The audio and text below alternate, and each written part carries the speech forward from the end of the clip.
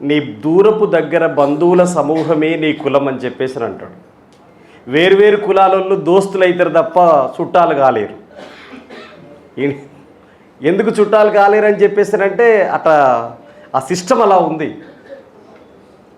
ఒకే కులంలో పుట్టిన వాళ్ళే బంధువులుగా అవుతున్నారు.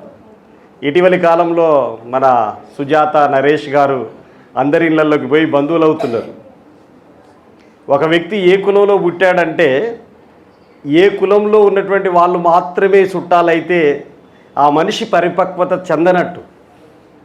అనేక కులాలతో బంధుత్వాన్ని ఏర్పాటు చేసుకున్నాడంటే విశాలమైనటువంటి మనస్సు ఉన్నటువంటి వాడు. అలా కులాంతర మతాంతర వివాహాలు ఎన్ని ఎక్కువ జరిగితే ఈ దేశానికి అంత మేలు జరుగుతుంది. ఎందుకంటే ప్రపంచంలో 230 దేశాలు ఉన్నాయి. మిగతా దేశాల్లో ఎక్కడ కులం లేదు. కొత్త మనిషి కనపడితే ఏం బాబు ఎక్కడి నుంచి వచ్చినా మీది ఎక్కడా అని అడుగుతారు. ఇక్కడ మొట్టమొదటి మాట మీరు ఏమిటోళ్ళు అంటారు. దాన్ని చెప్పిన దాన్ని బట్టి గౌరవించాలా అవమానించాలని వాడు డిసైడ్ అవుతాడు. పాపం వీళ్ళు ఇంత పెద్ద హిస్టరీ ఉంటుందని చెప్పి నేను అనుకోలేము అది చెప్పేంతవరకు. పెరుమాళ్ళ ప్రణయ్ హత్య గావించబడ్డది డాక్టర్ పసునూరి రవీందర్ గారు చెప్పారు. పెరుమాళ్ళ ప్రణయ్ బిలాంగ్స్ టు మాలా. మంతని మధుకర్ కూడా హత్య చేయబడ్డాడు. Manthani Madhukar belongs to Madiga. మీరిద్దరు కూడా అవమానాలు భరించేటువంటి తరగతిలో పుట్టారు. మీరిద్దరు కూడా అణిచివేతకు గురవుతున్న తరగతుల్లో పుట్టారు. మీరిద్దరు కూడా రెక్కలే ఆస్తులుగా నమ్ముకొని బతుకుతున్నటువంటి కుటుంబాల్లో పుట్టారు. కానీ సామాజిక పొందిక రీత్యా 6486 కులాల్లో ఈ దేశంలో దుర్మార్గమైనటువంటి ఈ సంఖ్య కొనసాగుతూ ఉంది. ఈ కుల వ్యవస్థలో మీరు ఒక నిచ్చెన మెట్ల వ్యవస్థలో మీరు ఒకరికంటే ఒకరు ఎక్కువ తక్కువ అనేటువంటి చెబుతున్నటువంటి దాంట్లో చాలా వేల ఏళ్ల కాలం నుంచి వస్తున్నటువంటి ఈ పరిణామ క్రమంలో వాళ్ళ తల్లిదండ్రులకి మూఢ విశ్వాసాలు, వాళ్ళ తల్లిదండ్రులకి అజ్ఞానం, వాళ్ళ తల్లిదండ్రులకి పాత మానసిక చట్టాలు ఇవన్నీ వాళ్ళ మెదళ్ళని వాళ్ళ మనసుల్ని కలుషితం చేస్తుంటాయి. కానీ వీళ్ళు విద్యా సంపన్నులు, MBA MTech చదివినటువంటి వాళ్ళు, నెల గ్యారంటీ ఉన్నటువంటి వాళ్ళు. వీళ్ళు ఈ పెళ్ళి కాకుండా ఏ పెళ్ళి చేసుకుంటారు? ఖచ్చితంగా ఇట్లాంటి పెళ్ళిళ్ళు మరిన్ని జరగాలి. నేను MNS సభ్యులను కోరేది ఏమిటంటే, MNS సభ్యుడు దయ్యాల్ని భూతాల్ని నమ్మడు, దేవుడు లేడు, అంతా మనిషి అని చెప్పి చెబుతున్నట్టుగానే ప్రతి MNS సభ్యుడు ఖచ్చితంగా కులాంతర మతాంతర పెళ్లి చేసుకోవాలనేటువంటి కండిషన్ కూడా కంపల్సరీ షరతు వర్తింపజేయాలి ఖచ్చితంగా. అదేం తప్పు కాదు, వాళ్ళు భావిస్తున్నటువంటి తప్పు కాదు. ఈ దేశంలో ఒక ఆదర్శ దంపతులుగా, ఆదర్శ భారతీయులుగా నిలబడాలి అంటే ఖచ్చితంగా కులరహిత మతరహిత పెళ్ళిళ్ళు జరిగి తీరాలి. ఆదర్శ భారతీయులు కావాలి. అందుకనే మనం ఒక లక్ష్యం ఆశయం కలిగి ఉన్నటువంటి వాళ్ళం. వ్యక్తులకి కొన్ని కోరికలు ఉంటాయి. బాగా డబ్బున్నటువంటి అమ్మాయి ఎక్కువ కట్నం ఇస్తే పెళ్లి చేసుకోవాలి. భూమి రాసియాలి నేను పెళ్లి చేసుకోవాలంటే. నేను పెళ్లి చేసుకోవాలని చెప్పేసారంటే నాకు ఆస్తులు కావాలి, అపార్ట్మెంట్లు కావాలి అని చెప్పి కోరుకుంటుంటారు. ఇవన్నీ కోరికలు. వాడు చింపాంజీలాగున్నా నాకు శ్రీదేవి లాంటి అమ్మాయి కావాలని కోరుకుంటాడు. కోరికలు అవి సహజం. కానీ లక్ష్యం ఆశయం అనేటువంటిది ఉన్నతమైంది. కోరిక వ్యక్తి కోసమే ఉపయోగపడుతుంది, వ్యక్తి అభివృద్ధికి. లక్ష్యం ఆశయం అనేటువంటిది సమాజ అభివృద్ధికి ఉపయోగపడుతుంది, దోహదం చేస్తుంది. అందుకే లక్ష్యం ఆశయం కలిగి ఉన్నటువంటి వాళ్ళు తాము క్రొవ్వొత్తిలాగా కరుగుతూ సమాజానికి వెలుగునిస్తారు. నేను మన పెరియార్ గురించి మీరందరూ పెరియార్ లాగా కనిపిస్తున్నారని చెప్పి అన్నాడుగా డాక్టర్ పసునూరి గారు. పెరియార్ తన మొత్తం జీవితాన్ని, సర్వస్వాన్ని ఈ దేశంలో కుల నిర్మూలన కోసం అంకితం చేశాడు. ఈ దేశంలో మూఢ విశ్వాసాలు లేని సమాజం కావాలన్నాడు. ఈ దేశంలో సమసమాజం కావాలని చెప్పి కోరాడు. డాక్టర్ బాబాసాహెబ్ అంబేద్కర్, మహాత్మా జ్యోతిబా పూలే, సావిత్రిబాయి పూలే ఇట్లాంటి మహానుభావులు చూడండి, వాళ్ళందరూ క్రొవ్వొత్తిలాగా కరిగారు. ఇప్పుడు ఈ పెళ్ళి మనం చేసేది కాదు కదా. దండల పెళ్ళిని సావిత్రి జ్యోతిబాయి పూలే ఎప్పుడో చేశారు కదా. బ్రాహ్మణులు బ్రాహ్మణోత్తములు ఏముండవు అప్పుడు. దండల పెళ్ళిళ్ళు చేసి చూపెట్టారు, మతాంతర పెళ్ళి చేసి చూపెట్టారు. ఇది పెళ్ళి. మీరు ఆడంబరాలకు పోకండి, పెళ్లి పేరుతో, పండగల పేరుతో, వీటన్నిటి పేరుతో ఎక్కువ ఖర్చులు పెట్టకండి. అవేవో మీ పిల్లలకి పుస్తకాలకి బట్టలకు ఖర్చు పెట్టండి అని చెప్పేసి వీళ్ళు ఉన్నారు. ఇప్పుడు మీకు భోజనం పెట్టారు. వీళ్ళ పెళ్లి ఖర్చు బయట వాళ్ళ కులం లోపలి పెళ్లి జరిగి ఉంటే లగ్నం, నాగబెల్లి, వైరేను కుండలు తీసుకురావటం, భాషంగాలు, ఇంతకుముందు రాచకొండ చెప్పిండు. ఇవన్నీ చేస్తే ఎంత ఖర్చు వచ్చేదో. ఆడంబరంగా పెళ్ళిళ్ళు జరుగుతుంటాయి కదా. ఆ ఖర్చునంతా పేద పిల్లల యొక్క పుస్తకాలకి, పేద పిల్లల యొక్క బట్టలకి, వాళ్ళ వైద్యం కోసం ఖర్చు పెట్టి ఆదర్శ పెళ్ళిళ్ళు, ఇట్లాంటి పెళ్ళిళ్ళు జరిగితే వాటన్నిటిని మనం ఆహ్వానించాల్సిన అవసరం ఉంటుంది. డప్పు చప్పుళ్ళు ఇవన్నీ ఉన్నాయి లేవు, వీటన్నిటి నిమిత్తం లేదు. 21 సంవత్సరాలకు పెళ్లి చేస్తా అని డాక్టర్ నరేష్ గారు అన్నారు కదా, నా పెళ్ళి 21 సంవత్సరాలకి అయింది. సరిగ్గా 21 సంవత్సరాలు నిండగానే అయింది.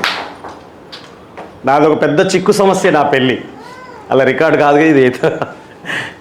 ఎంత పెద్ద చిక్కు సమస్య అంటే నా పెళ్ళి మా డాక్టర్ పసుపు రవీంద్ర గారి మాది ఒకటే జిల్లా.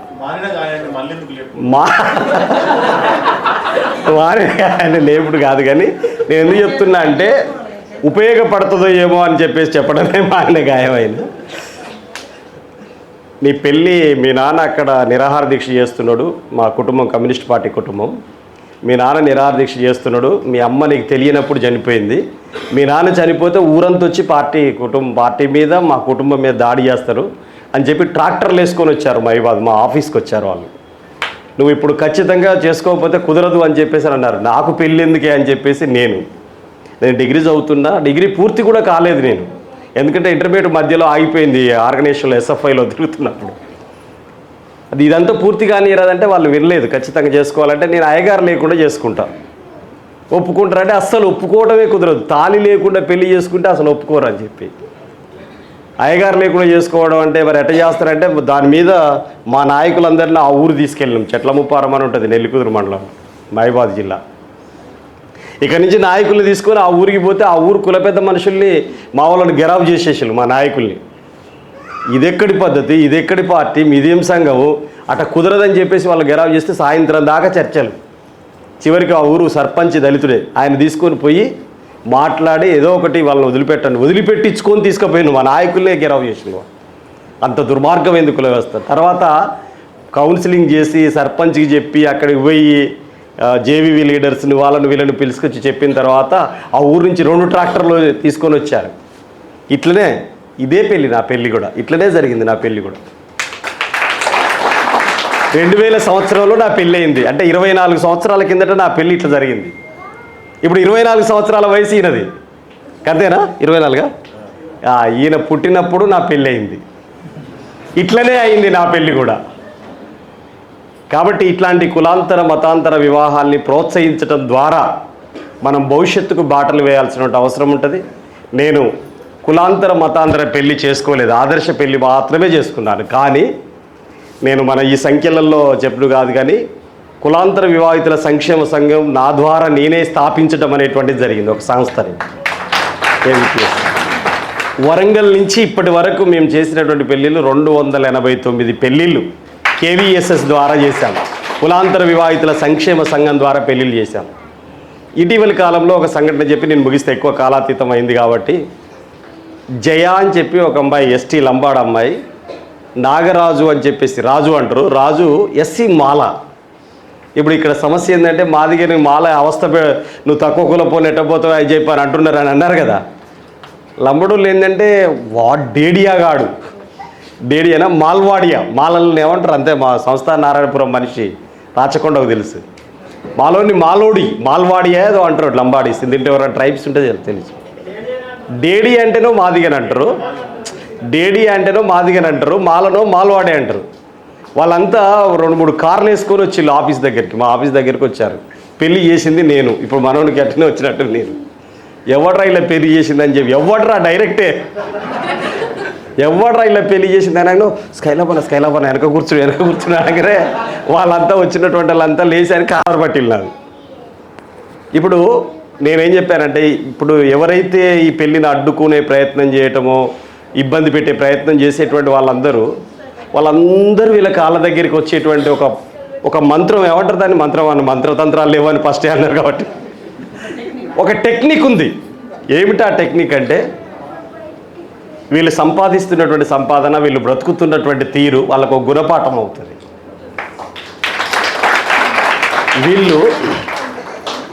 నేను పెళ్లి చేసుకుని 24 సంవత్సరాలు. నాకు పిల్లనిస్తానికి ఉయ్యాల తొట్టిలో మా మేనమో పిల్లను ఉయ్యాల తొట్టిలో పేరు పెడతారు కదా, అట్లా పెట్టిన తర్వాత వీడు ఆర్గనైజేషన్లో తిరుగుతాడని చెప్పి వీనికి ఎవడిస్తారు ఆ పిల్లని పిల్లనని చెప్పేసి నాకు పిల్లని ఎవడు ఇవ్వడానికి డిసైడ్ అయ్యాడు మా మేనమా. ఇప్పుడు నేను పెళ్లి చేసుకున్న అమ్మాయిని నాకు ఇత్తనన్న పిల్లని చేసుకున్నటువంటి వాడు టేప్ రికార్డు పెట్టి బెల్ట్ కూడా బీకి యమకొట్టుడు కొడతాడు ఆ అమ్మాయిని. నేను ఈ నేను చేసుకున్న అమ్మాయిని 24 ఏళ్లలో ఎప్పుడు ఏందే అనే పదం వాడలే. ఈ రోజుకి ఏంది అంటారు అది వాడలే. మా ఆవిడ పోతున్నప్పుడల్లా మా మేనమామ ఏం చేస్తాడంటే, ఏంది బిడ్డ మంచిగున్నారా అని చెప్పి ఒక్కడి దాకా నేను దూరం పోయిన దాకా వెనక నుంచే చూస్తూ ఉంటాడు. ఎందుకంటే నా బిడ్డని ఇవ్వకపోతుంది కదా, నేను అది తప్పు చేస్తుంది కదా, నేను ఆ బిడ్డ ఎంత సుఖపడుతుందో చూడు అంటే, సుఖపడటం అంటే అర్థం ఏదో డబ్బులు సంపాదించి కాదు, ఆప్యాయత అనురాగాల్లో జీవిత సహచరితో ఎలా ఉండాలో ఒక సిస్టంలో బతుకుతున్నటువంటి వాళ్ళకి కాబట్టి అవన్నీ ఉంటాయి. అందుకని నేనేం చెప్తున్నా అంటే వీళ్ళిద్దరికి, అనూష గణేష్కి చెప్పేది ఏమిటంటే, మీ జీవిత నడవడికను చూసి వాళ్ళు ముక్కు మీద వేలేసుకోవాలి. మీ జీవిత నడవడికను చూసి మీ దగ్గరికి రావాలి. మేము అప్పుడు మాట్లాడిన మాటలని చెప్పి తప్పను. అందుకనే జయ టీచర్ అయింది, మొన్ననే డిఎస్సిలో టీచర్ అయింది. నేను పెళ్ళిలో చెప్పిన మాట ఏమిటంటే, ఆ అమ్మాయి గ్రూప్స్ కోచింగ్ పోతుంది, ఏదో ఒక గవర్నమెంట్ జాబ్ కొడుతుంది, రిజర్వేషన్ ఉంది, కొట్టేస్తుంది, బాగా చదువుతుంది, జయ చదివించవయ్యా రాజు అన్న. ఏమి చేసైనా చదివిస్తాడు. రాజు ఏం పని చేస్తాడు తెలుసా? సెంటరింగ్ మేస్త్రి. ఒక సెంటరింగ్ మేస్త్రిని ప్రేమించింది జయ. జాబ్ వచ్చింది. ఇప్పుడు జాబ్ వచ్చిన తర్వాత మొట్టమొదటిసారిగా మమ్మల్ని ఆహ్వానించారు ఆడికి. ఇప్పుడు జరుగుతున్న ప్రక్రియ ఏంటంటే, జాబ్ వచ్చిన తర్వాత ఏ ట్రైబ్స్ అయితే దాడి చేయడానికి వచ్చారో, నేను పోయినాను కదా, ఎవరు రస్కాయిలాభ అన్నోడే అక్కడికి వచ్చి నమస్కారం సార్ అన్నాడు. ఇప్పుడు నమస్కారం సార్ అని అన్నాడు. నేను ఎందుకు చెప్తున్నా అంటే, ఈ పెళ్లి చేసిన బైరి నరేష్ గారిని అన్నారు కదా వాళ్ళంతా, ఎవరైనా నరేష్ అని. ఇక థియరిటికల్గా నేను ఈద్దల్లో ఉన్నా, లేకపోతే కమ్యూనిజంలో ఉన్నా, లేకపోతే అంబేద్కరిజంలో ఉన్నా అని చెప్పేటువంటి వాడు ఆచరణవాది అయినటువంటి వాడికి మాత్రమే విలువలు ఉంటాయి. నువ్వు చెప్పిన ఆచరణ, నువ్వు ఒక ఇంటర్ క్యాస్ట్ మ్యారేజ్ చేసుకునే దాని పట్ల కూడా నెగిటివ్ ఒపీనియన్ తోటి మాట్లాడినటువంటి వాడు అంబేద్కరిస్ట్ కాదు, కమ్యూనిస్ట్ కాదు, పూలేయిస్ట్ కాదు, పెరియరిస్ట్ కాదు, ఎవడు కాదు. పక్కా మనువాది. కులాంతర మతాంతర వివాహాలను అడ్డుకునేవాడు పక్కా మనువాది.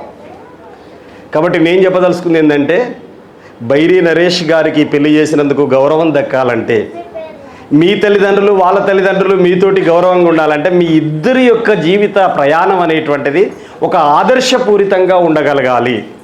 ఆ ప్రయత్నం మీరు చేయాలని చెప్పి కోరుతూ, ఇట్లాంటి కులాంతర మతాంతర వివాహాలను అందరం ఐక్యంగా ప్రోత్సహించాలని చెప్పి కోరుతూ, నా తరపున కులవివక్ష వ్యతిరేక పోరాట సంఘం తరపున మరొకసారి సామాజిక